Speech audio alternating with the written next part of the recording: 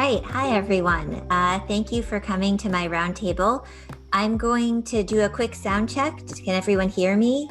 Like thumbs up virtually or okay, I can see a lot of nods. Great. While I start sharing my screen, I'm going to thank you all again for coming. Thanks to Dan, Roger, and Meredith for organizing this conference. And also I want to go through our list of announcements and reminders that this session is being recorded. So if you are comfortable with that, please feel free to leave your camera on, especially it will be nice as we start to get to the discussion portion of this roundtable to see the faces of the people talking. But if you, for whatever reason, aren't comfortable with your camera being on, please leave it off because we are being recorded. Can you please make sure to hashtag all of your important tweets and other social media postings about this conference with the hashtag AIMS2020. Please keep the chat to sort of a minimum during the first part, but then at the end, we'll be opening it up to talking. I'll be monitoring the chat as well as I can. So feel free to use the chat and I will catch up with you, and also to use the raise hand feature under participants if you have things to say. And lastly, if you are not talking, can you try to mute yourselves to avoid the overlapping voices? All right, I think that was all for the announcements. The goal of this roundtable is to introduce my new project, which I've tentatively named Antiquitropes, and to gain feedback and hopefully a lot of volunteers and help from all of you. So we're going to start with an explanation of Antiquitropes and what it is, and picking up on what Janice was saying at the end of the previous panel. This is based on an idea that we discussed and that we talked about at the Film and History Conference in Madison. There are some tweaks that I'm making to that idea as someone kind of taking over this part of the project, because I tend to be a little bit too ambitious as a person, and I have a few goals in mind that I think go beyond what the initial database idea was talking about. So I'm going to be discussing this version that I've come up with. So I want to start off by explaining the inspiration for the name of Antiquitropes, which is basically based on TV tropes, which if you're not familiar with TV tropes, it is one of my favorite websites. It's a comprehensive wiki that covers tropes, archetypes, themes, motifs, characters, pretty much everything that you can think of across everything televisual, both North American and foreign, although I'd say their strengths really are North American, primarily Hollywood, movies and animation, so anime and then more traditional North American animation. So I've put up on the screen an example trope, and just wanted to note a few features. For example, this is a wiki, so everybody is able to edit the page, or at least members are able to edit the page. And as far as I'm aware, membership is largely open to the populace at large, so there aren't a lot of barriers there. You can also subscribe and follow a particular trope if you're interested in it, so you can see new updates as they're being made. There's a toggle for being short and also long. So you can choose whether you want to watch the main thing or something that's a little bit shorter. And then there are ads, which as they're telling you, you can go ad free with a subscription, but it is an open resource if you're willing to put up with the ads. And the superhuman transformation was fortuitously the random trope of the day that I clicked on when I was making this presentation. I thought that was funny, so I've kept it. When you look at the categories of themes, motifs, etc., archetypes that TV Tropes is looking at, it's actually kind of surprising that they don't have really anything that covers our field. So they do have biblical motifs, and if you look down at the very bottom, they have mythological motifs, but they don't have anything that's specific to the ancient world or to classics as a field, despite the flourishing, really, of classics on television in the past 2 decades or so. Um, so I think that there's room for us, there's a space for this group to have something that's a similar idea, because the major repository of this information doesn't know that we exist. And I think that's sad. And in fact, browsing through the site, which is huge, so I'm not promising that this is entirely true, but browsing through the site when I was coming up with this idea, I could only find one really ancient trope that wasn't biblical and wasn't mythological, and that was the chariot race, which, if John were here, I think he would appreciate. But the chariot race, of course, isn't really ancient. It does come from Ben-Hur, which is set in antiquity, but Ben-Hur isn't an ancient story. It's a modern fiction based in antiquity. So I think even then there's that kind of gap between the ancient world and classics as a field and what's available in the media for people who actually are interested in the media as a field. So just going back, it would be very easy, because this is an editable wiki, to create a bunch of classics pages and link them up and make a classics motif section or an ancient world motif section of the TV trope site. But there are a few reasons why I think it's important for us as a field to have our own site and our own database. And so this is where we're getting a little bit further away from the TV tropes and more into the antiqua tropes.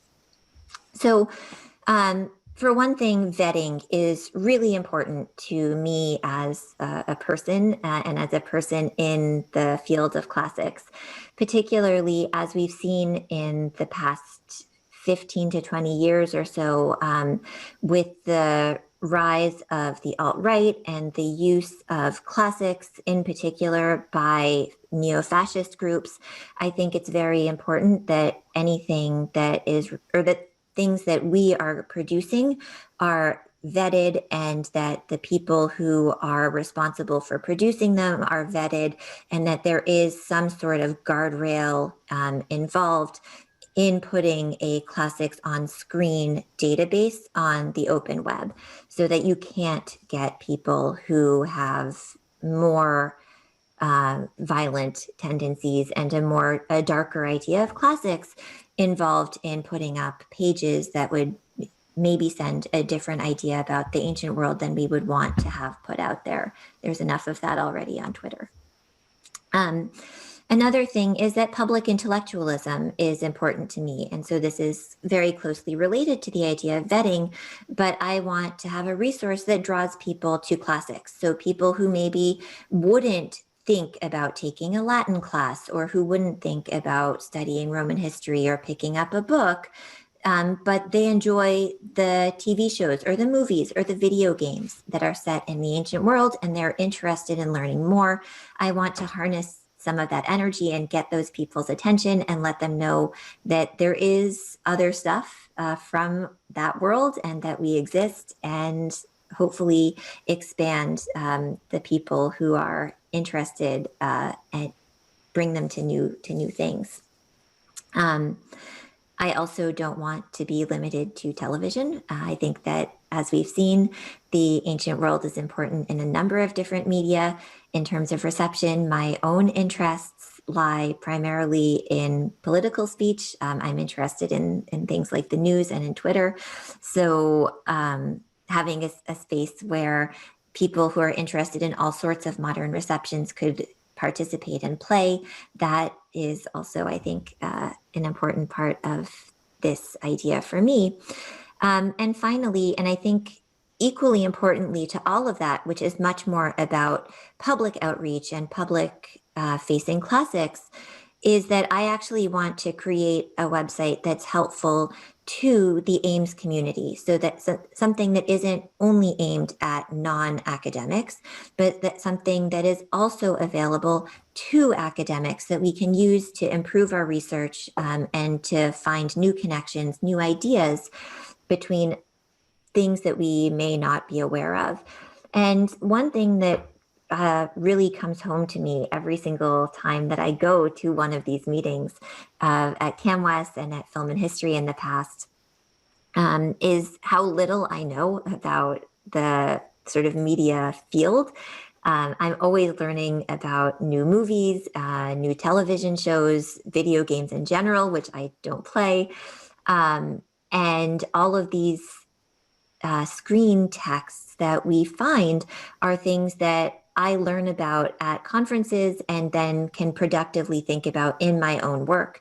And so I want to, in some way, try to get that same sense of serendipity and those new connections and that energy that you get in a conference when you're hearing all of these new ideas available to us as a community year round, and have a resource that we can all consult and try to find some of those connections by drawing on each other's strengths and hopefully expanding beyond the people who are here today to get the strengths of people and the knowledge of people from all over the world, not just, again, the people who are part of Ames.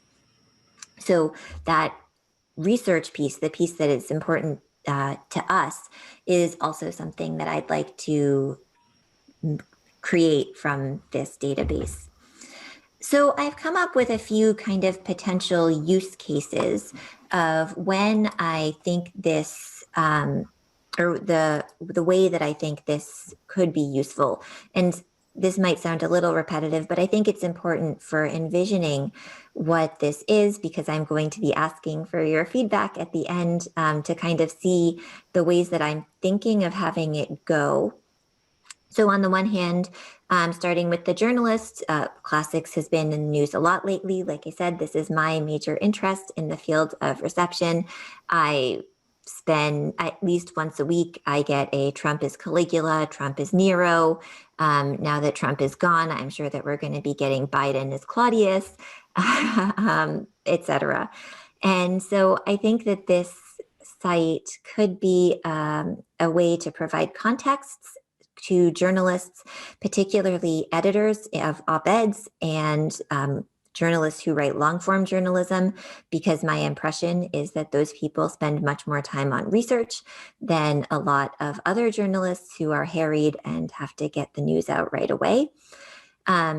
This particularly came home to me because the last time that I logged into Twitter, which was the first time in about 4 years, it was because I read a terrible op-ed in Politico that was arguing that Trump was Julius Caesar, or maybe Julius Caesar was Trump, that basically perverted my entire understanding of Roman Republican history, which was very sad because I'm a Republican historian by training.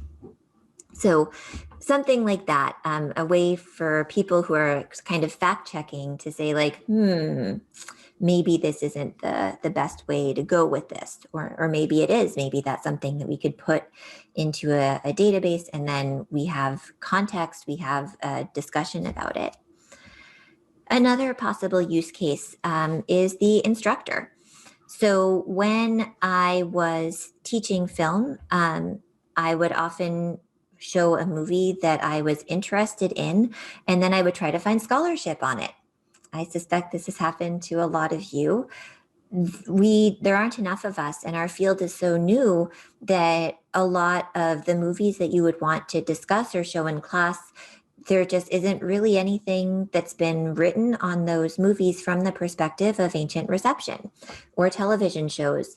And so this, again, is a way to kind of, okay, I have this movie, I've come up with some themes. What can I think of in terms of pedagogical materials? Maybe having a sort of concept of tropes, where I know that this there are X, Y, and Z tropes. Let's go look up in a database where X, Y, and Z tropes appear. And even if you can't find material that's specifically about your movie or your television show, you can at least find related items that give you ideas for how to teach this material. And then when you're done, you could contribute your material to the database and again, provide a richer resource for the rest of us. In terms of research in very broad terms, thinking about someone who was interested in, say, the themes of Orientalism in Cleopatra movies, that person might be able to find similar themes in movies about Alexander, or movies about the Roman Empire, or something similar like that, and then making those connections, draw parallels between movies that aren't about Cleopatra to movies without Cleopatra. And I'm a little worried that Greg is going to say, I've already thought of this. But that sort of, again, just thinking about those serendipitous connections that you come up with at a meeting where you think like, oh, this is so similar to this other thing that I'm working on, but I wouldn't have thought of it because it isn't what I work on. So trying to recreate those connections. And then finally, the student who's interested in ancient world movies, for example, like a third or fourth year undergraduate, maybe wouldn't be considering a master's degree in classics under normal circumstances because that person doesn't want to take Latin or Greek, but finds an expert or things written on a website like this, and then can, consider applying to programs to study with the particular people who have contributed material here, or just convincing or encouraging, I should say, students who have interests in this field to possibly major, or just find material that they're interested in beyond what they're already aware of. So just in general, trying to attract new students, new majors, new people to the field. So the way that I've been conceiving this site so far is as a database that currently has very little data, that would eventually be made public on the web, with open access to users, but which would be fairly tightly controlled in the back end by me and possible collaborators for people who are interested in a very long-term research project.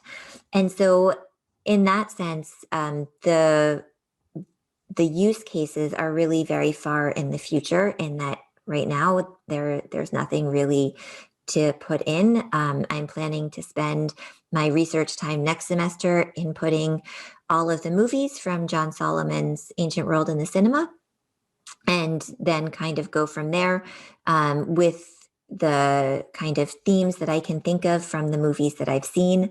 And again, just titles and dates for a lot of the others.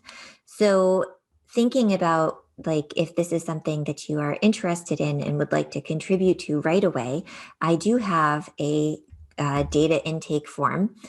I'm not sure because it's been a while since I've been on the other end of a Zoom link, but the intake form is a link, and I'll paste it into the chat when I'm done speaking as well. But there is an intake form that has 5 required questions and about 10 questions total. So there are a bunch of things where you don't need to answer them if you don't want to. That's just basically data gathering. Primarily looking at movies, TV, video games, and memes, because I think memes are very interesting at the moment. And right now I've come up with about 40 very, very broad tropes for the ancient world that you can then link to titles of movies, television shows, video games, etc. And this is just a sort of quick look at the beginning of my Google form. And eventually also, I should say, the category I would like to expand, but again, this is the very early stages of this project. So far we have, like I said, a very limited database. I actually put one in just for this presentation, and I've done about 2 since then. So here is what this looks like on the back end. For people who are interested and who haven't used Google Forms, you can export this to a spreadsheet. The spreadsheet then would become the backbone of the database. It can be linked into MySQL. And I have institutional support on my end for doing the more technological aspects of this, so that it wouldn't necessarily be me.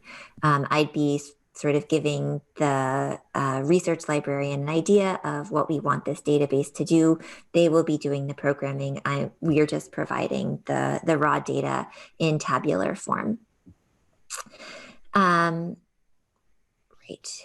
So I wanted to just show a quick example of the meat part of this survey, and then I'm going to break for questions.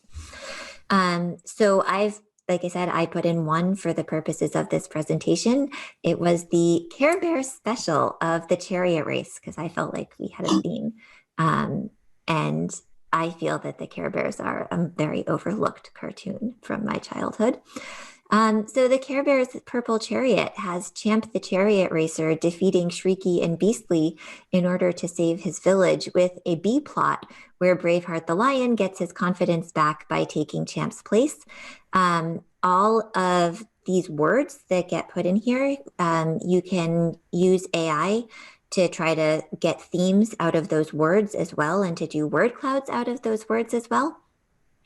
So in that sense, this also, like, things that you write are not just going to be looked at by human eyeballs, but also by machine eyeballs, to try to build some of those networks of connections, the same way that they get built in a human brain using a neural network. And then, like I said, there are a list of tropes that I've come up with. And then for other, you can put in new tropes if the 40 or so that I came up with don't fit, or I've left any out.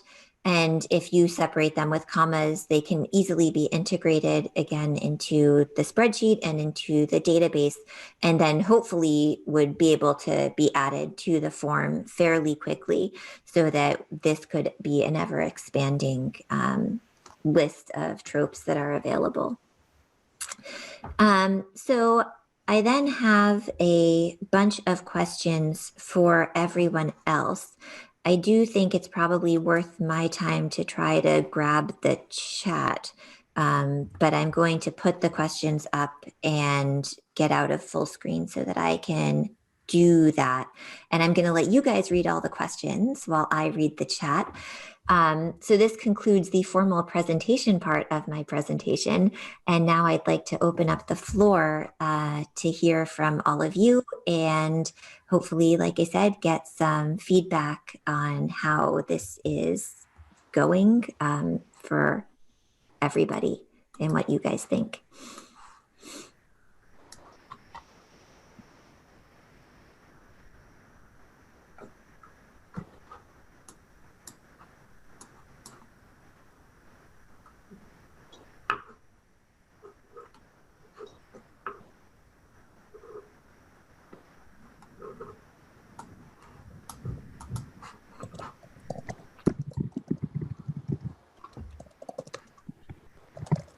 Was that good for people being able to read the questions? Jackie, do you have them in a format where you could copy and paste them into the chat? Because then people could go back to them too. That is an excellent idea.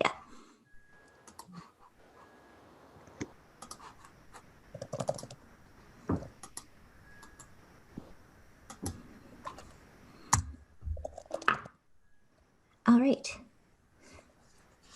So I have the first available, or the first person with their hand raised is Tony. Hi, yeah, a bit off, Shantika. I just wanted to say that I think this is an excellent idea.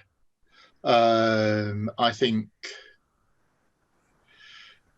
there's been a lot of occasions when I've been writing something and I've been thinking, yeah, this feels like it fits into a trope. and I've gone to something like TV Tropes, and TV Tropes isn't really giving me what I want to know.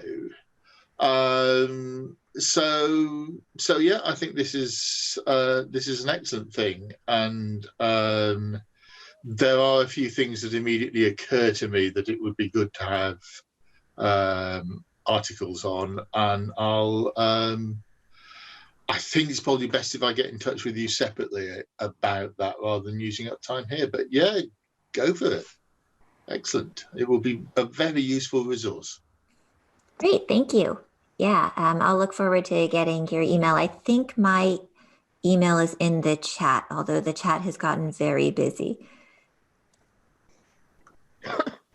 I'll just keep but I can dropping. re-add it.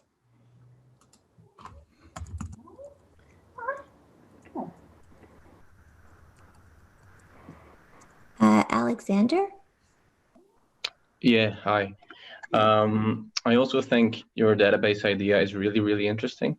Since you also mentioned the need for an online place that catalogs antiquity reception in modern media, I mean, I hope it's okay if I share this, but as a new PhD student on antiquity in video games, I have spent the last couple of months developing a database of video games receptions of antiquity, which is freely accessible and aimed at a very wide audience.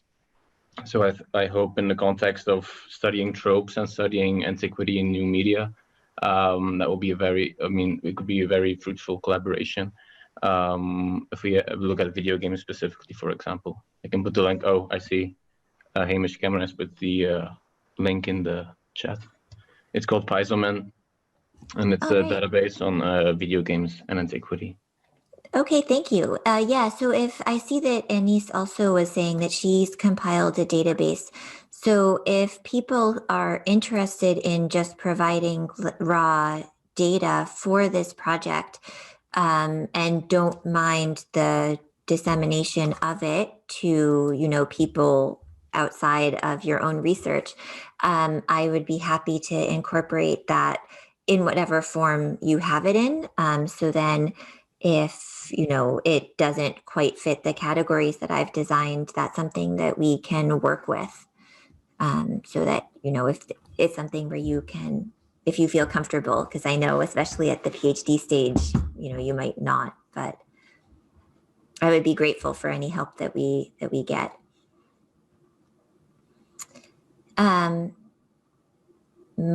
Mached? Is that how you pronounce it?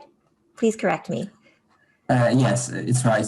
And that's a terrific idea. And I would like to build on what you were just saying. And I'd like to express that I've seen many, many databases on classical themes, tropes, but they are all separate. Like, I know there is a database connected with an ERC project here in Europe, which gathers examples of classical reception in children's media. And they have quite a comprehensive database. I know that the University of Roehampton has contributed to it quite extensively. And I think they will be more than happy to collaborate with you and to just include all the raw data they've gathered into your database. So there is a lot of work already done, and we just need to inform ourselves mutually about what's going on, who has access to these databases. And I think that Antiquity Tropes, as we name it, would be able to grow very, very quickly if we just use all the material that we already have pulled, but it just stays separated in these different databases. Thank you. Yeah, I had no idea that existed, for example. The only one that I'm aware of is in modern poetry. But then again, the existence of all of these databases where you're sort of, you have your blinders on for your own work is frustrating. So thank you. Amy. Hi, yeah, thank you so much for this. This sounds amazing. This is a great idea. Let me just, say that off the bat. I'm also wondering about, since there seems to be a lot of databases out there run by various individuals or academic entities. I'm wondering if would it make sense, and Ames people maybe, Ames officers, weigh in here, would it make sense to kind of put the Ames seal of approval on this database in some way, right? So that it can be like a kind of an official thing and not just run by a person, but, I don't know, just give it some more clout, some more backing. Yeah, I mean, just to speak real quickly, because, this is really, the Antiquitropes is really Jackie's project. So I wanted her to have the spotlight, for this session. But, as people who've been coming to Film and History know, we've also talked about having Ames source databases of various kinds. So, and Stacy Rauchi, who's actually here in the meeting, is going to be chairing that committee. So right now we're in this kind of exploratory phase, like finding out, as we were doing right now, about what's already out there.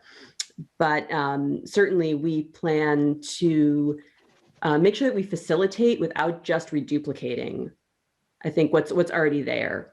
So, for the project that Jackie's doing right now, which is really focused on the tropes per se, and then gathering data to support that, that sounds like it would be its own thing. And we'll want to determine if it makes more sense to just be linking to other people's databases that they're willing to share, or if it makes sense to kind of create some new things within Ames. But I think we all want to be efficient as best we can and respectful at the same time of, the work that other people have done that they should be getting credit for. So I think those are the things that we're sorting out right now and trying to figure out how to all of this. But it's definitely an important thing that we're going to talk about more, the Ames officers amongst ourselves after the conference. So thank you for bringing that up, Amy. Okay, I have some questions in the chat before I go back to people with their hands raised about the question of the area of focus as sort of medium versus theme versus era. So I do think that the trope analysis or the trope organization is important because you need some way to organize things. But thinking about the media versus, again, kind of themes. So if we were, this is thinking not so much in, I guess, in terms of how the database itself would be organized, because databases are easy to reorganize and sort once they're created, but in terms of putting a database together. So where all the raw information that we're using for this database comes from, would it be better, like I said, I'm planning to start by going through Solomon's Ancient World in Cinema and just have a list of titles, if nothing else. So then that would give me one medium because it would only be on film. But if as a group, we think that it's maybe better to start with a theme, like, actually, no, I think it's better to try to find all of the examples of catabasis, regardless of, whether it's in a movie, a TV show, a meme, whatever, then that's also something that's good to know. I suspect that some of this will be driven by individual people's interests, but trying to think for, the group as a whole, is it, if we're going to be limited at first, because it is going to take time, I'm kind of budgeting 2 to 3 years to get a really robust data set. We should be thinking about what is the most useful in that at the end of that 2 to 3 year period. Do we want a comprehensive catalog of one trope? Again, like catabasis, or do we want something that's more comprehensive in terms of medium, so that we have at this, by the end of 2 to 3 years, we have a bunch of different tropes represented, but we're maybe mostly focused on, say, film, and then we have some extra examples as people upload their own things to, television or memes or what have you. So I see Anise with her hand raised. Yes. So, and this is something where I think there's tons of room to disagree on, but for me, one of the most valuable aspects actually of TV tropes is precisely the ways in which it crosses genre and medium and so forth there. And I worry that, in fact, currently with reception, we all get siloed fairly easily. Film and television talk to each other, but film and television and video games talk less to each other, and so forth. And music being very much another category there. So for me, I feel like this would be more useful and more interesting if you started off. I think Catabasis is a great idea, with a couple of big themes and looked at them through multiple different media and so forth, because of course the people who are making video games are absolutely drawing from inspiration from film and television, and Spartacus is absolutely drawing from video games on the other hand, and so forth. And so I think that might lead to more interesting results, I guess, but I also think it's probably harder. So that's the counter argument there. Well, I mean, I think that's where the advantage of having a sort of hive mind is going to really help us as a group. And I see that Hamish has actually said there is apparently a Wikisprint model, so that you could actually choose, like, okay, I've got some free time, haha, one day. But I've got some free time this weekend. What weekend is it? What can I do this weekend to help this project? Oh, okay, this weekend it's going to be, this stuff. And then everything could be uploaded. And I like the idea of having, talking about it on like a Twitter, a Discord. Previously, we had thought about a Slack channel. But I think having, a group of interested people, and I guess maybe that's the best way to put it, like people who are interested in contributing in the sort of near future, maybe could email me and I could put together some sort of a group for us so that we could start tracking what's being uploaded, so that, we could know, okay, in a month's time, we're all going to be inputting, stuff on the Catabasis. And then we could all start thinking about that and kind of keeping notes. I think that could be quite helpful, and maybe covers some of your concerns, Anise, about making sure that we do get those connections while also making it manageable. Because of course nobody can, maybe after a long time, you could come up with all of the examples of the Catabasis across all genres, but I think it would take a long time. All right. I feel like I saw another hand. Rocky. Hi, Jackie. Rocky. So, like several years ago, I tried to put together a database on the stuff in Edith Wharton, and I ran into these like roadblocks. And so one of my things is, because especially like some of us do this kind of reception where we are taking some pretty big leaps, or making some pretty big leaps. And so I was wondering, like with Catabasis, like, should there be a standard for how to measure it? You know what I mean? Because sometimes a reading of that descent is like, sometimes it's not literally looking like, a journey to the underworld. Same with like apotheosis or anything we could come up with. I think it'd be like, sometimes our readings can be kind of, like just all the stuff we've been talking about today, Orpheus and Eurydice, they're all these Orpheus and Eurydice kind of stories. Like anytime you sort of bring someone back to life that you love, you have that. And so I'm just wondering how we might decide on some of those, more borderline entries. I've been thinking about this a lot, and I actually came up with what I hope. Maybe I'll share my screen again, and then we can all have an idea of what I'm talking about. Can I make this bigger? Yes, I can. So I have a bit here, the required question for type of adaptation, and then I've kind of given a brief definition of the various types, because different people define types of adaptation differently.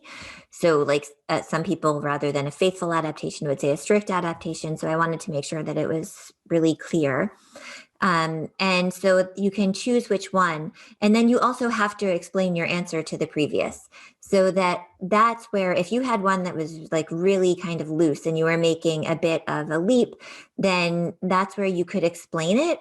And hopefully, and then, when people picked this adaptation, that would be linked in the database. So it would come up as like, okay, the adaptation is, that now I've totally forgotten everything that I listened to for the past 2 days. But, that there would be this sort of clear example of how this is a, connection to antiquity, even though it might not seem it on its face. So I hope that will help at least with some of those things. Yes, I've become incoherent. I'm sorry, but I hope that will help. And again, just thinking about the that text box, that's actually, like, to me, that's the really valuable feature of Google Forms, just because I do know that you can do textual analysis on those. I dabbled with that for a bit. Too many years ago. The programming was really hard.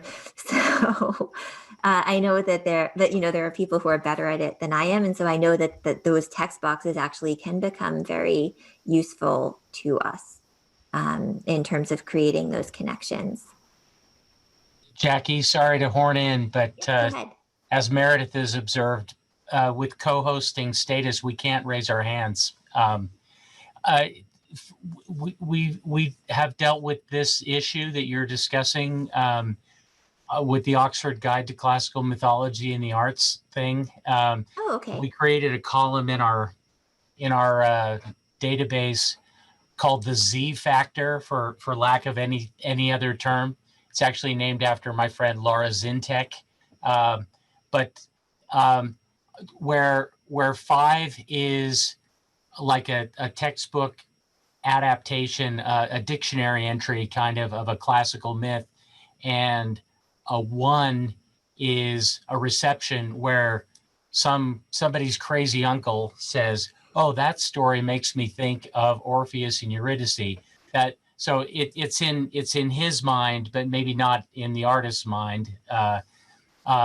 The scale of 1 to 5, what Maciek is observing is this kind of gradation of, and so we have the 5 is what we call an adaptation, and a 5 is what we call a reception, sort of across this scale, and it's very subjective what Z factor number is given to that, but at least it helps us kind of rank them later on. Right. Okay. That's fascinating. I really like that idea because, again, I am too ambitious, and now I'm envisioning having like a little, movie system, like a star system, but instead of rating whether it's good or not, you could rate, how loose of an adaptation you thought this was. Oh, I like that a lot. That will be for a later stage of this project. Yeah, it's unfortunate that it's entirely subjective, but yes, but that's why having the wisdom of crowds is, I think, useful.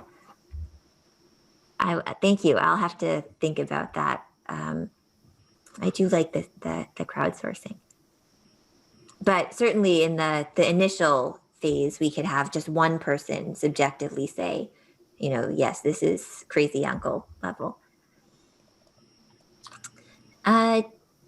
Macho, I think, was next, and then David.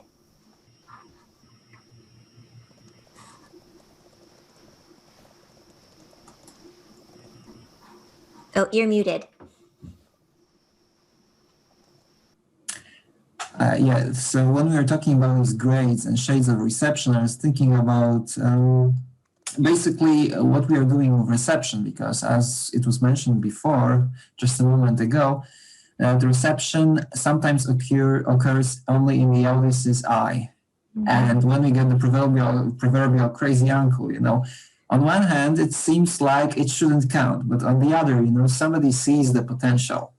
And who are we to forbid people from seeing the reception when it happens for them? So if we ever are to open ourselves to the general public in any way, obviously it will be vetted, as you said, we would also need to sort of include this fluid, undefined factor of reception, that sometimes, the audiences read themes into works when there are none.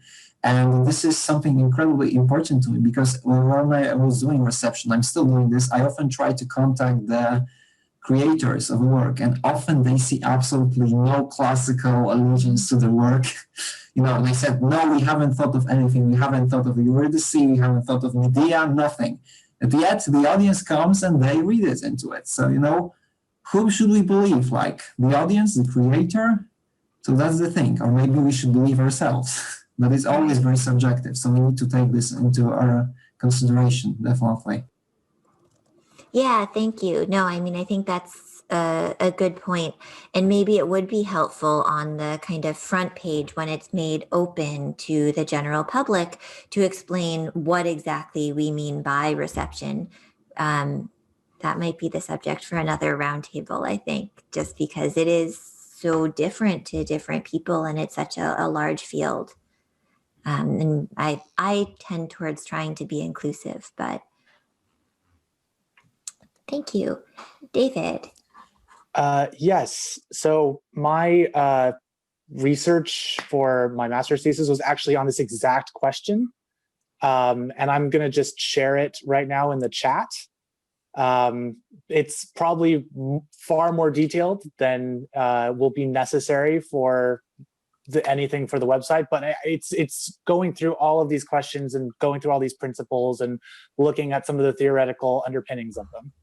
So for anybody who is interested, it is right here.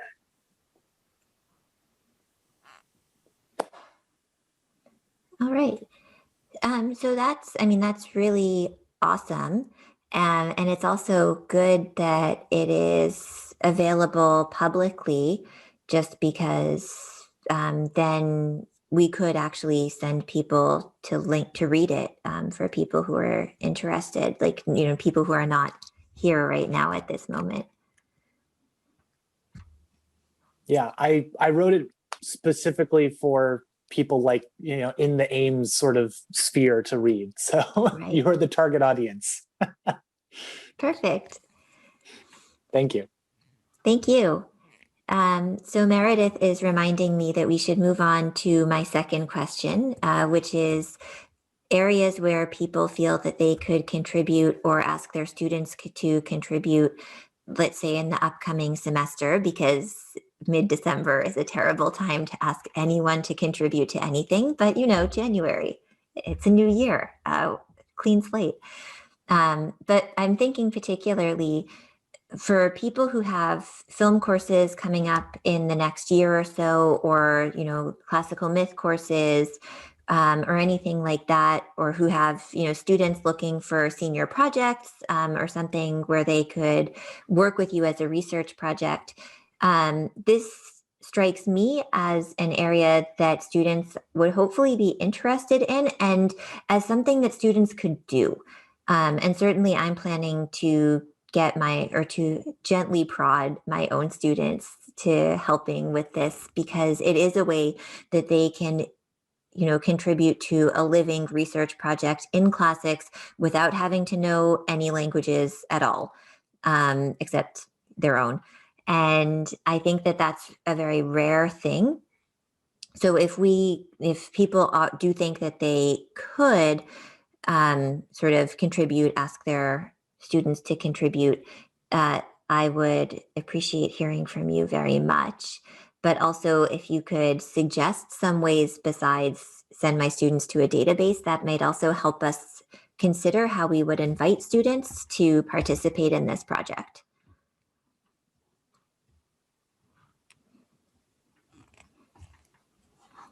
Meredith, I don't know if you'd like to say the things that you've been putting in the chat, just because I don't want to take over your words.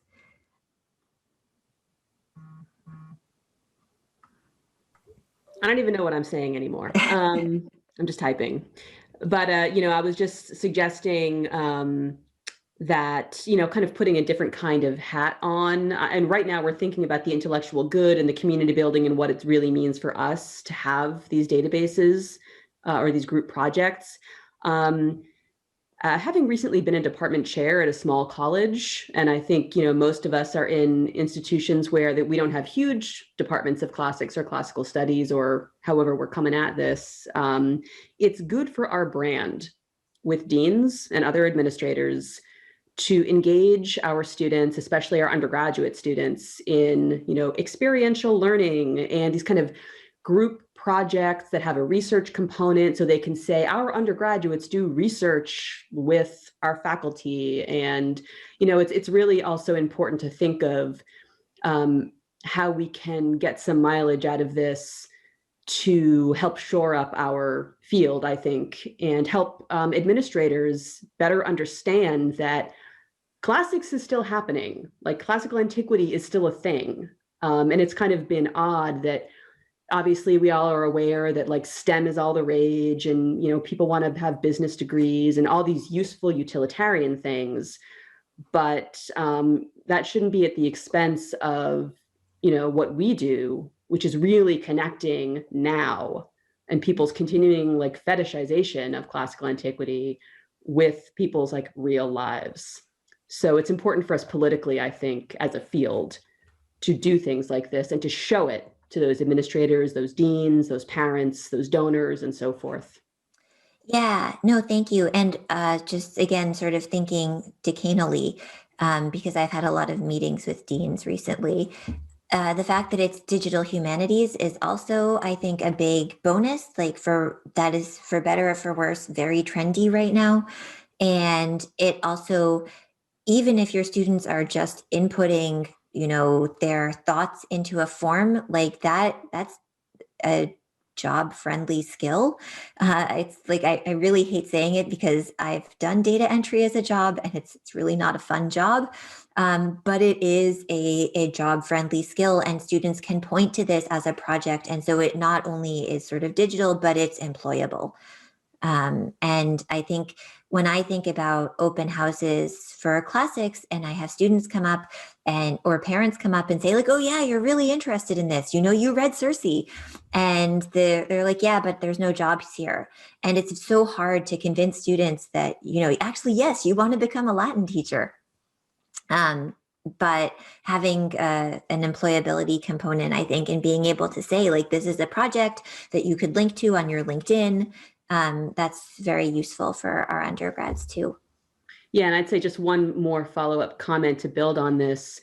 The students who we teach, those of us here who are actively teaching, most of them are not going on to become professors or get, higher degrees at all. Most of our undergraduates do go off in the world and get their business jobs and what have you. However, what we really need, like institutionally, I would say, is to have those bankers and lawyers and investment people or what have you be boosters of what we do as alumni of our institutions. Because alumni voices carry a lot of weight with administrators too.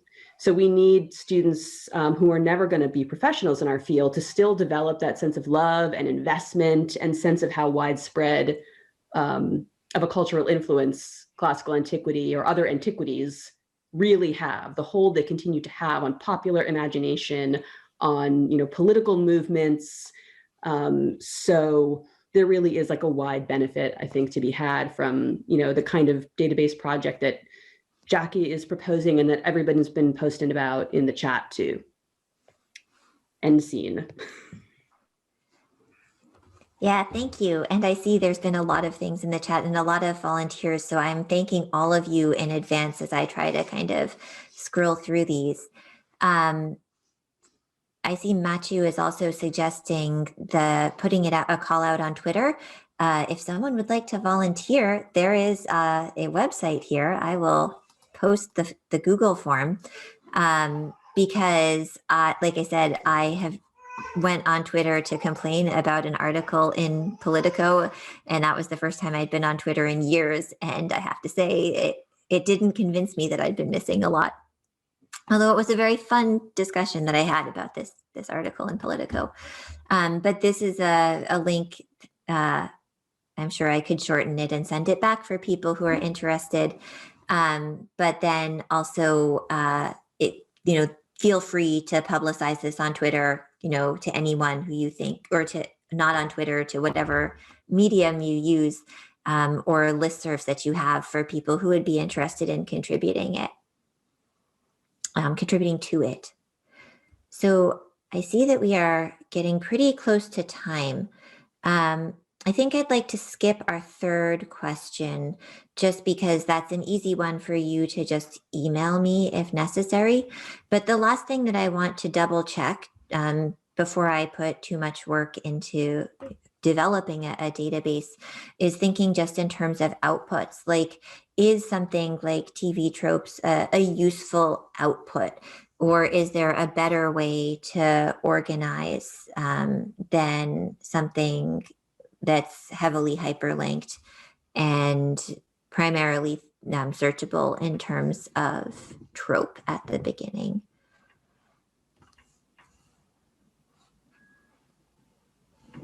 I will take thumbs ups from people who feel that this is a preferable way to go, and you don't want to. Okay, I see a few thumbs. Anise. So I think in general, like the hyperlinks and so forth is a good way to go.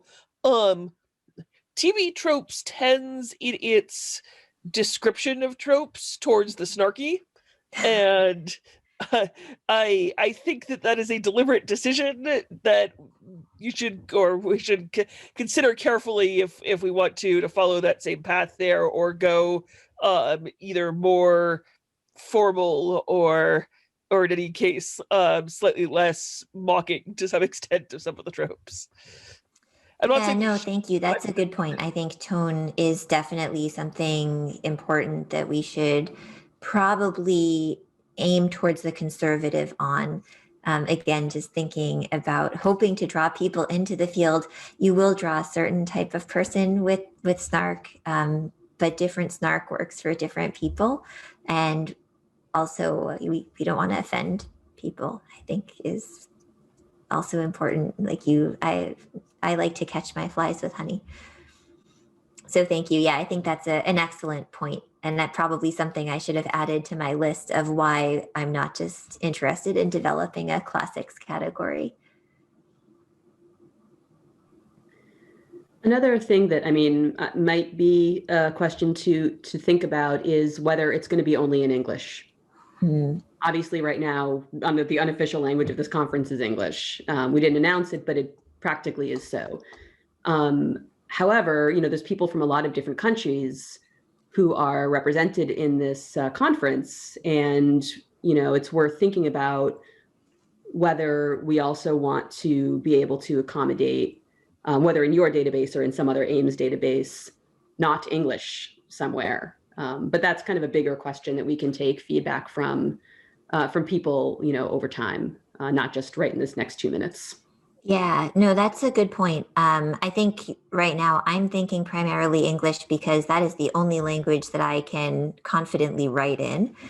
And in terms of submissions in the forms, I think the form is in English, so I assume people would prefer then to keep it, a single language, although I might be wrong as someone who doesn't really speak any non-English language well.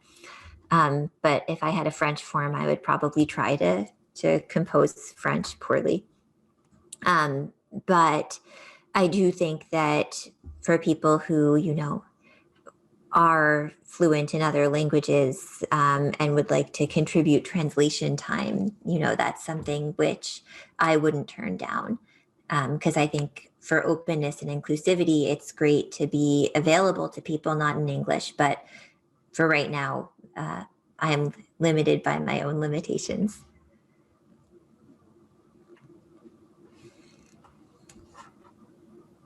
All right, I thought that I saw another hand, but I am no longer seeing that hand. I think Maciek put his comment in the chat there. Ah, okay. Or is that what, I mean, his hand is back up again. We only have a minute though. I just had a quick remark that I wondered whether we are going to focus on classical antiquity or, as the name of the conference suggests, antiquity. Sorry, can you repeat that? I was wondering whether we're going to focus on classical antiquity or antiquity in a wider sense.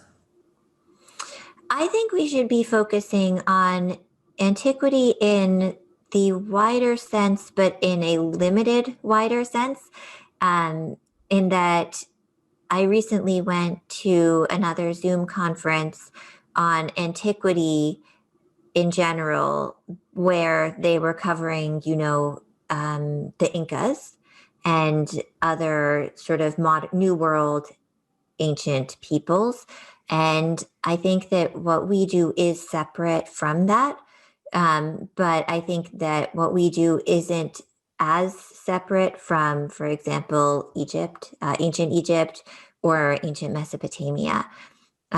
So I suppose ancient Mediterranean is something that I'm comfortable with for the Antiquitrope site, but I think beyond the ancient Mediterranean, I think you start to lose some of that specificity. Yeah, I think as far as, again, like Antiquitropes is really Jackie's project that she's bringing to us as for a collaboration, which is distinct from what AIMS as an organization might host, because AIMS does have the ambition to be more capacious and more inclusive, because like just the concept of antiquity carries its own charge no matter where you are in the world, that desire to go back and ground yourself in that magical time of antiquity. So I think that within the scope of AIMS, more broadly, we will be looking for how to kind of rationally and coherently start to bring in people who want to talk about antiquity outside of the ancient Mediterranean kind of world. So we don't need to put all our eggs in one basket, I guess is what I'm saying right now. It's going to be like a cumulative process over time.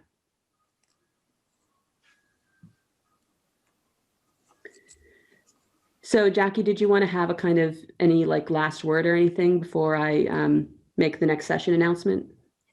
No, I mean, mainly just thank you all. I'm really excited that you are all really excited. This is something which I've been kind of thinking about for a few years, basically since that meeting in Madison, because like I said, I am an ambitious person and I saw a lot of potential in some of those suggestions. And I've basically given myself the rest of my academic career to work on this. So I'm glad that everyone else thinks it's as great as I do.